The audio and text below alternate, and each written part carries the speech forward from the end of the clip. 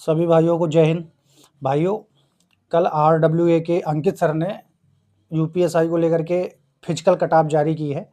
जो उन्होंने बताया कि उनके द्वारा जो गूगल फॉर्म भराए गए थे, उस आधार पे उन्होंने जो है फिजिकल की कट-ऑफ जारी की है।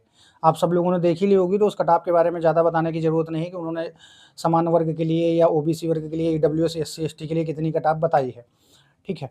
तो दूसरी चीज़ ये है, जब से उन्होंने ये कट-ऑफ बताई है, तब से हर वो लड़का जिसने अपने आप को सेफ ज़ोन में समझ रखा था, वो परेशान है कि भाई अब मेरा सिलेक्शन नहीं होगा, मैं जो है फिजिकल से भी बाहर हो रहा हूँ। चाहे वो सामान्य वर्ग का हो, चाहे वो ओबीसी या एससी वर्ग का हो।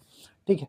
तो भाइयों, मैं सिर्फ़ कहना ये चाह रहा हूँ, जिन लोगों ने भी जो है यूपीएसआई की परीक्षा दी है और जिनके भी समान वर्ग में हैं, जिन्होंने जो है 130 प्लस या 130 तक स्कोर किया है, या जो ओबीसी या ईडब्ल्यूएस वर्ग से आते हैं, उन्होंने अगर 125 या उससे प्लस का स्कोर किया है, इसी प्रकार अगर एससी 120 और एसटी 115 प्लस स्कोर क्वेश्चन उनका सही है, तो उनको अपने रनिंग पे फ़ोकस करना चाहिए, ताकि कल के दिन उनको ये ना हो जाए कि भाई हमने कट ऑफ तो पार कर लिया था, लेकिन हम दौड़ से बाहर हो गए।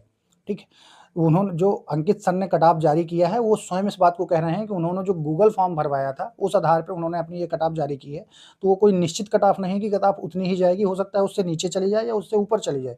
ऊपर चली जाएगी कोई बात नहीं, लेकिन अगर नीचे आ जाएगी और आप जो है दौड़ की तैयारी नहीं किए हैं, तो फिर आप और ज़्यादा पछतावा करेंगे कि काश हमने जो है दौड़ की होती, तो शायद हमारा आज सिलेक्शन हो गया होता। ठीक है। दूसरी बात भाई ये है कि आप लोगों ने देखा ही होगा, जो है न्यूज़पेपर में एक जानकारी निकली थी कि हमारे ही बीच एक भाई ने, जिसने जो है यूपीएसआई 2025 का पेपर दिया है और शायद उसका पेपर अच्छा नहीं गया, तो उसने अपने आप को समाप्त कर लिया है, उसने आत्महत्या कर ली।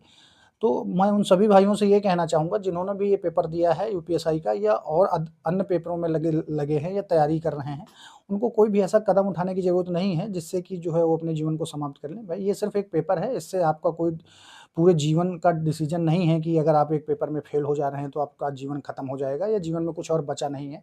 इसलिए इस बात पे ध्यान दें कि इतना ज़्यादा परेशान होने की ज़रूरत नहीं है कि आप अपना जीवन खत्म कर लें।